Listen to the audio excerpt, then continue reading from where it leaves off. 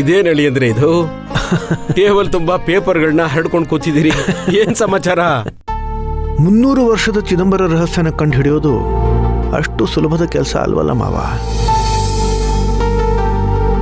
ಇವತ್ತು ನಾನು ಗುಡಿ ಗಂಗಾಧರ್ ಅವರನ್ನ ಭೇಟಿ ಮಾಡಿದ್ದೆ. ಅವರು ಖಜಾಂಚಿ ದಿವಾನ್ ಶೇಷಯ್ಯನವ್ರದ್ದು ಮತ್ತೆ ಕಾರ್ಯದರ್ಶಿ ಅನಂತ ರಾಮಯ್ಯನವ್ರದ್ದು ವಂಶಾವಳಿ ಕೊಟ್ಟಿದ್ದಾರೆ. ಮಿಕ್ಕಿದವ್ರದ್ದು ನಾವೇ ಹುಡುಕ್ಬೇಕಂತೆ. ಅದನ್ನೇ ವಿವರವಾಗಿ ನೋಡ್ತಾ ಇದ್ದೆ. ಅಳಿಯಂದ್ರೆ ಸೂರ್ಯಮಣಿ ಬಗ್ಗೆ ಏನ್ ಹೇಳಿದ್ರು? ಅದನ್ನ ಕದ್ದವರಿಗೆ ಶಾಪ ಅಂಟಿದೆ ಅಂತೆ. ಹಾಗಾಗಿ ಆ 2 ವಂಶಸ್ಥರು ತುಂಬಾನೇ ಕಷ್ಟ ಅನುಭವಿಸ್ತಾ ಇದ್ದಾರೆ. ಇನ್ನು ಮಿಕ್ಕಿದ್ದು 2 ವಂಶಸ್ಥರು ಎಲ್ಲಿದ್ದಾರೆ, ಹೇಗಿದ್ದಾರೆ ಅಂತ ನಾವು ಪತ್ತೆ ಹಚ್ಚಬೇಕು. ಅಳಿಯಂದ್ರೆ ಈ ಪತ್ತೆದಾರಿ ಕೆಲಸ ಬಹಳನೇ ಕಷ್ಟ.